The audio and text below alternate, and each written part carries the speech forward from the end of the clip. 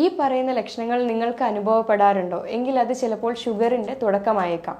Sugar നമുക്ക് എങ്ങനെ മരുന്നില്ലാതെ മാറ്റാൻ കഴിയും, എന്തൊക്കെ കാര്യങ്ങളാണ് നമ്മൾ ചെയ്യേണ്ടത്, അതേപോലെ ഷുഗർ പേഷ്യൻസിന് ഷുഗർ സബ്സ്റ്റിറ്റ്യൂട്ട് ചെയ്തുകൊണ്ട് എന്ത് മധുരം വേറെ കഴിക്കാം എന്നുള്ളതും ഒക്കെയാണ് നമ്മൾ ഇന്ന് ഈ വീഡിയോയിലൂടെ പറയുന്നത്. എൻ്റെ പേര് doctor Sandra Ajith, medical officer, Prana nature care centre, Kollam. ഈ പറയുന്ന ലക്ഷണങ്ങൾ നിങ്ങൾക്ക് അനുഭവപ്പെടാറുണ്ടോ എങ്കിൽ അത് ചിലപ്പോൾ ഷുഗറിൻ്റെ തുടക്കമായേക്കാം.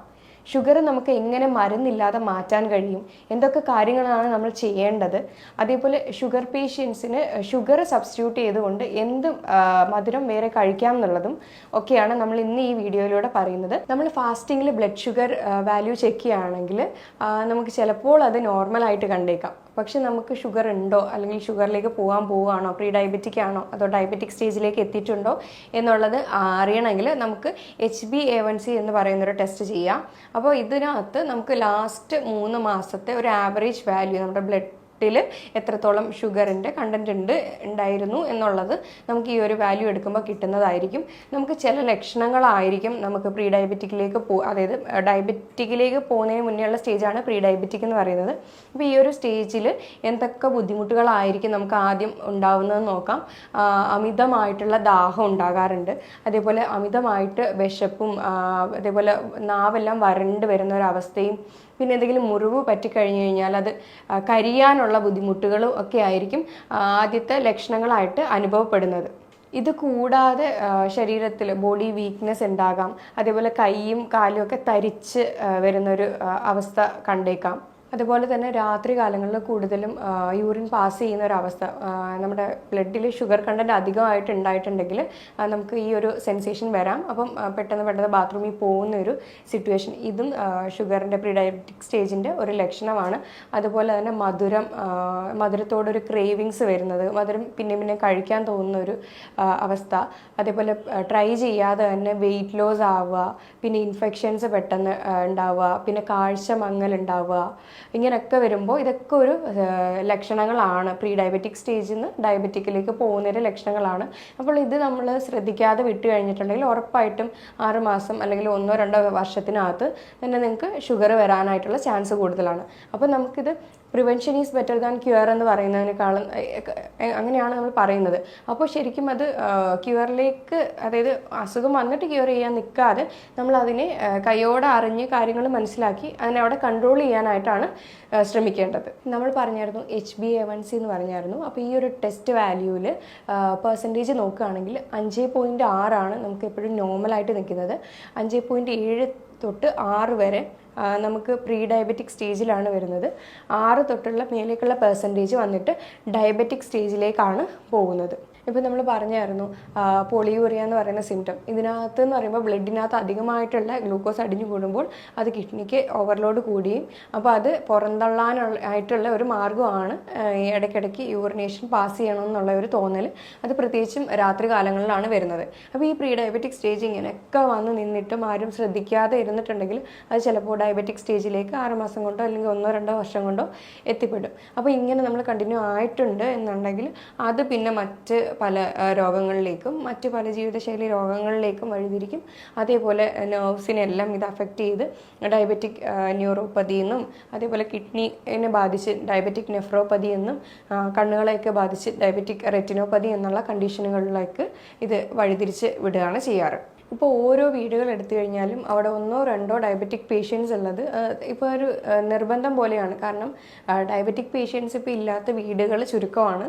അപ്പം അതിനകത്ത് ഇപ്പോൾ 1000 പേരെ എടുത്താൽ തന്നെ അതിനകത്തൊരു 100 പേര് മാത്രമായിരിക്കും ചിലപ്പോൾ ഇത് അറിഞ്ഞിട്ടും കൺട്രോൾ ചെയ്ത് പോകുന്നത്. അപ്പം അങ്ങനെ വരുമ്പോഴത്തേക്കും ബാക്കിയുള്ള ആളുകൾക്ക് ചിലപ്പോൾ ഒന്നെങ്കിൽ ജീവിതത്തിൻ്റെ പ്രാരാബ്ദം മൂലം സമയം കിട്ടാത്തവരായിരിക്കാം, അല്ലെങ്കിൽ ശ്രദ്ധിക്കാതെ തന്നെ വിട്ടിട്ട് മരുന്നെടുത്താൽ മതിയല്ലോ എന്നുള്ളൊരു തോട്ടിൽ നിൽക്കുന്നവരായിരിക്കും. അപ്പം അങ്ങനെ തന്നെ കണ്ടിന്യൂ ചെയ്ത് കഴിഞ്ഞ് കഴിഞ്ഞാൽ കിഡ്നി ഡാമേജും കാര്യങ്ങളൊക്കെ വരും.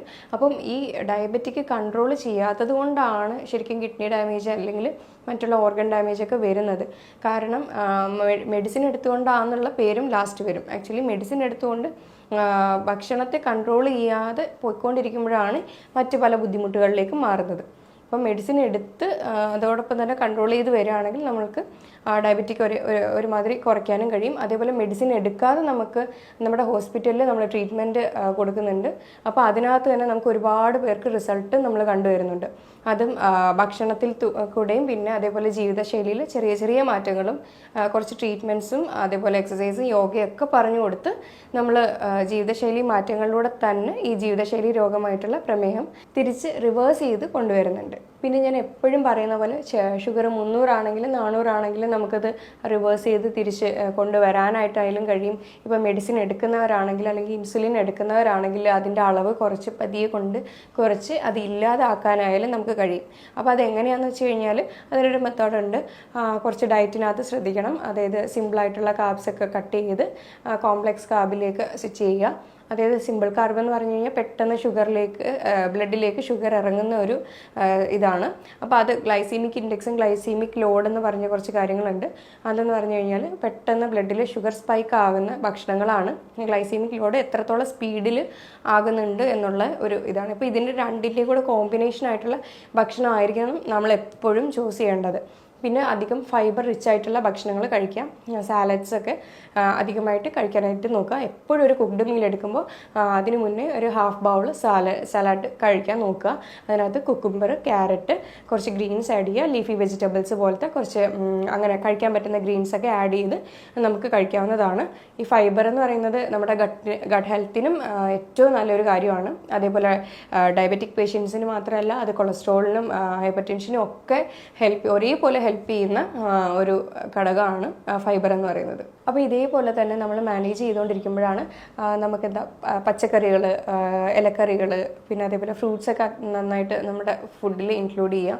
അധികം മധുരമില്ലാത്ത ഫ്രൂട്ട്സ് തന്നെ കഴിക്കുക. അത് ജ്യൂസാക്കി കുടിക്കാതെ അത് ഹോളായിട്ട് തന്നെ കഴിക്കാൻ നോക്കുക. അതിനകത്തുള്ള ഫൈബർ കണ്ടൻറ്റ് ഇല്ലെങ്കിൽ നഷ്ടമായി പോകും. അതുകൊണ്ട് കുക്കുംബർ ജ്യൂസ്, ക്യാരറ്റ് ജ്യൂസ് അങ്ങനെയുള്ള വെജിറ്റബിൾ ജ്യൂസസ് ഒക്കെ ഓപ്റ്റ് ചെയ്തുകൊണ്ട് ഫ്രൂട്ട്സ് കഴിക്കുമ്പോൾ എപ്പോഴും അത് ഹോളായിട്ട് കഴിക്കാൻ നോക്കുക. അത് ഈവനിങ്ങിൽ കഴിക്കാതിരിക്കുക.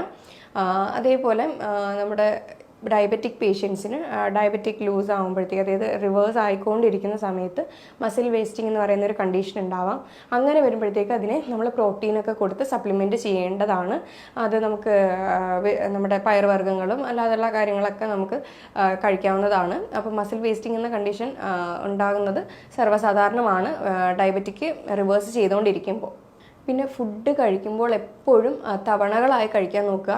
ഒരേ ഇതിൽ കഴിക്കുമ്പോൾ ഗ്ലൈസീമിക് ഇൻഡെക്സ് കൂടുകയാണ് ചെയ്യുന്നത്. അതുകൊണ്ട് ഇപ്പോൾ ഒരു നേരം കഴിക്കുന്നത് 2 നേരമായിട്ട് കഴിക്കാനായിട്ട് ശ്രദ്ധിക്കുക. അങ്ങനെയൊക്കെ കഴിക്കുമ്പോൾ നമുക്ക് ഒരുവിധമുള്ള ബുദ്ധിമുട്ടുകൾ ഒഴിവാക്കാൻ പറ്റും. പിന്നെ അതേപോലെ പോർഷൻ കൺട്രോൾ എന്ന് പറയുന്ന കാര്യവും കൂടെ ഫോളോ ചെയ്യുക.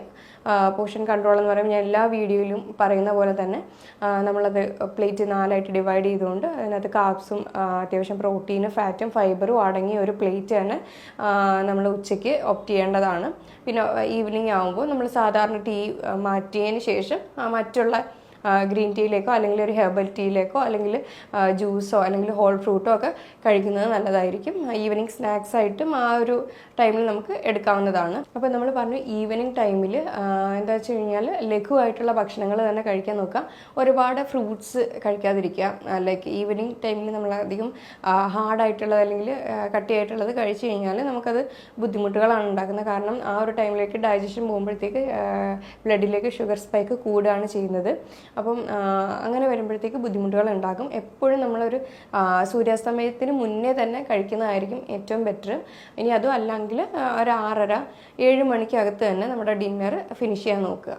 ഇനിയൊരു പ്രധാന കാര്യം എന്ന് വെച്ച് കഴിഞ്ഞാൽ പ്രീ ഡയബറ്റിക് സ്റ്റേജ് ഉണ്ടാകാനായിട്ട് മെയിനായിട്ട് വരുന്നത് ഇൻസുലിൻ റെസിസ്റ്റൻസ് എന്ന് പറയുന്ന ഒരു കണ്ടീഷനാണ്. എന്താണ് ശരിക്കും ഇൻസുലിൻ റെസിസ്റ്റൻസ് എന്ന് വെച്ച് കഴിഞ്ഞാൽ നമ്മൾ എന്ത് ഭക്ഷണം ഉള്ളിലേക്ക് കഴിച്ചാലും നമ്മുടെ ബ്ലഡിൽ നിന്ന് പാൻക്രിയാസിൽ നിന്ന് ഇൻസുലിൻ സെക്രീറ്റ് ചെയ്ത് അതിൻ്റെ ഗ്ലൂക്കോസിനെ ഓരോ സെൽസിനകത്തും കൊണ്ടെത്തിക്കാറുണ്ട്. അപ്പോൾ ഇങ്ങനെ വരുമ്പോഴത്തേക്ക് നമ്മൾ അതിൻ്റെ ഒരു ഗ്യാപ്പ് കൊടുക്കാതെ നമ്മളെപ്പോഴും ഇങ്ങനെ ഭക്ഷണം കഴിച്ചുകൊണ്ടിരിക്കുമ്പോഴത്തേക്ക് പിന്നെയും അഗെയിൻ സെക്രീറ്റ് ചെയ്യും, ഇൻസുലിൻ പാൻക്രിയാസ് സെക്രീറ്റ് ചെയ്യുന്നു. ഇത് ഇൻസുലിൻ വന്നിട്ട് ഗ്ലൂക്കോസിനെ സെൽസിലേക്ക് എടുക്കുന്നു. അങ്ങനെ ഈ ഒരു പ്രോസസ്സ് കണ്ടിന്യൂ ആയിക്കൊണ്ടേയിരിക്കുന്ന സമയത്ത് ലാസ്റ്റ് പാൻക്രിയാസ് എക്സോസ്റ്റ് ആവും, അതായത് അത് തളരും. അപ്പോൾ ആ ഒരു ടൈമാണ് ശരിക്കും പ്രീ ഡയബറ്റിക് സ്റ്റേജ് എന്ന് നമ്മൾ പറയുന്നത്. അപ്പോൾ നമുക്കറിയാം ഇൻസുലിൻ ആണ് ഓരോ സെല്ലിൻ്റെയും കീ. ഓരോ സെല്ലിൻ്റെ അടുത്തും വന്നിട്ട് ഇൻസുലിൻ ആണ് ഗ്ലൂക്കോസിനെ കൂട്ടിക്കൊണ്ട് വന്നിട്ട് ആരടുത്ത് ഓരോ സെൽസിനും കൊണ്ട് കൊടുക്കുന്നത്. അപ്പോൾ ഈ ഒരു ഇത് കണ്ടിന്യൂസ് ആയിക്കൊണ്ടേ ഇരിക്കുമ്പോൾ സെൽസ് വന്നിട്ട് റെസ്പോണ്ട് ആകാണ്ട് ബ്ലഡിൽ തന്നെ ഈ പറയുന്ന ഗ്ലൂക്കോസ് അങ്ങനെ മെയിൻറ്റെയിൻ ചെയ്യും. അങ്ങനെ കുറേ നാൾ മെയിൻറ്റെയിൻ ചെയ്ത് വരുമ്പോഴാണ് ആ ഒരു പേഷ്യൻ്റ് ഡയബറ്റിക് സ്റ്റേജിലേക്ക് എത്തിപ്പെടുന്നത്. ഇപ്പോൾ നമ്മൾ പറഞ്ഞു ഷുഗർ പേഷ്യൻസ് എങ്ങനെയാണ് ഭക്ഷണങ്ങളൊക്കെ മാനേജ് ചെയ്യേണ്ടത്, അല്ലെങ്കിൽ പ്രീ ഡയബറ്റിക് സ്റ്റേജിൽ എങ്ങനെയാണ് ഭക്ഷണങ്ങൾ മാനേജ് ചെയ്യേണ്ടതെന്ന് പറഞ്ഞു. പിന്നെ അതേപോലെ നമുക്ക് എക്സർസൈസിൻ്റെ രൂപത്തിൽ വരുമ്പോൾ നമ്മൾ എന്ത് ചെയ്യാം, നമുക്ക് ടൈം ഇല്ലാത്തവരാണെങ്കിൽ ഹൈ ഇൻറ്റൻസിറ്റി ഇൻ്റർവൽ ട്രെയിനിങ് പോലത്തെ വർക്കൗട്ട്സ് ചെയ്യാവുന്നതാണ്. അതായത് ഒരു 30 മിനിറ്റ് സ്പീഡിൽ ഓടുകയാണെങ്കിൽ 30 സെക്കൻഡ് നടക്കുക, അങ്ങനത്തെ രീതിയിലുള്ള എക്സസൈസ് നമുക്കിപ്പോൾ ചെയ്യാവുന്നതാണ്. ഫാസ്റ്റായിട്ടുള്ള ജോഗിങ് അല്ലെങ്കിൽ റോപ്പ് ജമ്പിങ് റോപ്പ് അതൊക്കെ ചെയ്യാവുന്നതാണ്. ഇങ്ങനെ ചെയ്യുമ്പോഴത്തേക്കും നമുക്ക് അത്യാവശ്യം നല്ല കാലറീസ് ബേൺ ആവും. പിന്നെ മസിൽ വീക്കാവും. മസിൽ വീക്കാവുന്ന സമയത്ത് ഈ മസിൽ ഡയറക്റ്റ് ബ്ലഡിൽ നിന്ന് തന്നെ ഗ്ലൂക്കോസിനെ വലിച്ചെടുക്കും. അപ്പോൾ അങ്ങനെ വരുമ്പോഴത്തേക്കും അത്യാവശ്യം നമ്മുടെ ഷുഗർ ലെവൽ കൺട്രോളിൽ നിൽക്കുന്നതായിരിക്കും. അല്ലാതുള്ള യോഗാസനാസും എക്സസൈസും സൂംബ ഒക്കെ നമുക്ക് ഡെയിലി മാറി മാറി ചെയ്യാവുന്നതാണ്. ഇതൊക്കെയാണ് എക്സർസൈസ് പാർട്ടിൽ അല്ലെങ്കിൽ വരുന്നത്. ഇപ്പോൾ ഒരു 45 മിനിറ്റ്സ് ഡെയിലി വർക്കൗട്ട് ചെയ്യുകയാണെങ്കിൽ ഏറ്റവും ബെറ്ററാണ്. നമുക്കത് ഷുഗറിനെ കൺട്രോളിൽ നിർത്താനും കഴിയും. നമുക്കതിനെ പ്രീ ഡയബറ്റിക് ആണെങ്കിൽ ഉറപ്പായിട്ടും നോർമൽ സ്റ്റേജിലേക്ക് തന്നെ കൊണ്ടുവരാനായിട്ട് കഴിയും. പിന്നെ നമ്മൾ പറഞ്ഞായിരുന്നു ഷുഗർ ഒരുപാട് ഇപ്പോൾ ഈ പ്രീ ഡയബറ്റിക് സ്റ്റേജ് ആണെങ്കിലും ഡയബറ്റിക് പേഷ്യൻസ് ആണെങ്കിലും നമ്മൾ പറഞ്ഞു മധുരം കാണുമ്പോൾ എല്ലാവർക്കും ഒരു ക്രേവിങ് ആണ് അത് കഴിക്കണം എന്നുള്ളത്. അപ്പം ശരിക്കും അങ്ങനെ ഉള്ളവർക്ക് നമുക്കിത് ഒന്ന് സബ്സ്റ്റിറ്റ്യൂട്ട് ചെയ്ത് കൊടുക്കാം. ചിലപ്പോൾ പെട്ടെന്ന് കയറി കൺട്രോൾ ചെയ്യാൻ പറ്റാത്തവരൊക്കെ ആയിരിക്കും പല ആളുകളും. അപ്പോൾ അങ്ങനെ വരുന്ന സമയത്ത് നമുക്ക് അവർക്ക് എന്ത് കൊടുക്കാം, മധുര തുളസി എന്നും ഇതറിയപ്പെടും, അതേപോലെ പഞ്ചാര കൊല്ലി എന്നും അറിയപ്പെടും. സാധാരണ ഇത് സ്റ്റീവിയ എന്നാണ് പറയുന്നത്. സൗത്ത് അമേരിക്കൻസ് കൂടുതലും ഇതാണ് ഉപയോഗിച്ചുകൊണ്ടിരിക്കുന്നത്. അവർ മധുരത്തിന് സെപ്പറേറ്റ് അതിനെ സബ്സ്റ്റിറ്റ്യൂട്ട് ചെയ്തിട്ട് സ്റ്റീവിയ എന്ന ഇതാണ് ഉപയോഗിക്കുന്നത്. ഇതിനകത്ത് കാലറീസ് എല്ലാം കുറവാണ്. കാർബോഹൈഡ്രേറ്റ്സോ ഫാറ്റോ അല്ലെങ്കിൽ പ്രോട്ടീനോ അങ്ങനത്തെ സാധനങ്ങളൊന്നുമില്ല. നമുക്കിത് ഉപയോഗിക്കുന്നതുകൊണ്ട് തെറ്റൊന്നുമില്ല. ഡെയിലി ബേസിസിൽ ഒരു 4 mg/kg ഉപയോഗിക്കാമെന്ന് വേൾഡ് ഹെൽത്ത് ഓർഗനൈസേഷൻ തന്നെ അറിയിക്കുന്നുണ്ട്. പക്ഷേ ഇതിൻ്റെ അമിതമായിട്ടുള്ള ഉപയോഗം ചിലപ്പോൾ BP-യുടെ ഇഷ്യൂ അല്ലെങ്കിൽ ഷുഗർ പെട്ടെന്ന് ഡൗൺ ആക്കാനോ ഗ്യാസ്ട്രിക് ഇഷ്യൂസോ അല്ലെങ്കിൽ മറ്റ് പല ബുദ്ധിമുട്ടുകളോ അല്ലെങ്കിൽ കിഡ്നിയിലൂടെ പല ലവണങ്ങളും പുറത്തു പോകാനുള്ള ചാൻസ് ഉണ്ട്. അതുകൊണ്ട് അധികമായിട്ട് നമുക്കിത് ഉപയോഗിക്കാൻ പറ്റത്തില്ല. പെട്ടെന്നൊരു സബ്സ്റ്റിറ്റ്യൂട്ട് ഷുഗറിന് എന്ത് ചെയ്യണം എന്ന് ചോദിച്ചു കഴിഞ്ഞാൽ ഉള്ളൊരു ഓപ്ഷനാണ് സ്റ്റീവിയ അല്ലെങ്കിൽ മധുര തുളസി എന്നറിയപ്പെടുന്ന പഞ്ചാരക്കൊല്ലി എന്നും ഇതറിയപ്പെടാറുണ്ട്.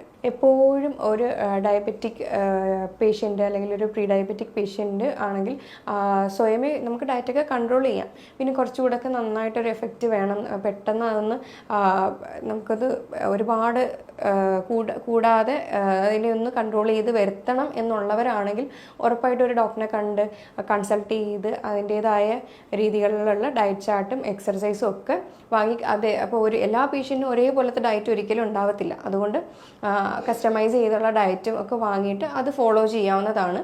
ഇപ്പോൾ ഞാൻ ഈ പറഞ്ഞ കാര്യങ്ങളിൽ എന്തെങ്കിലും ഡൗട്ടോ കാര്യങ്ങളോ ഉണ്ടെങ്കിൽ നമ്മളുടെ ഈ നമ്പറിൽ കോൺടാക്റ്റ് ചെയ്യാവുന്നതാണ്. ഇനി അടുത്തൊരു വീഡിയോയുമായി വീണ്ടും കാണാം. താങ്ക്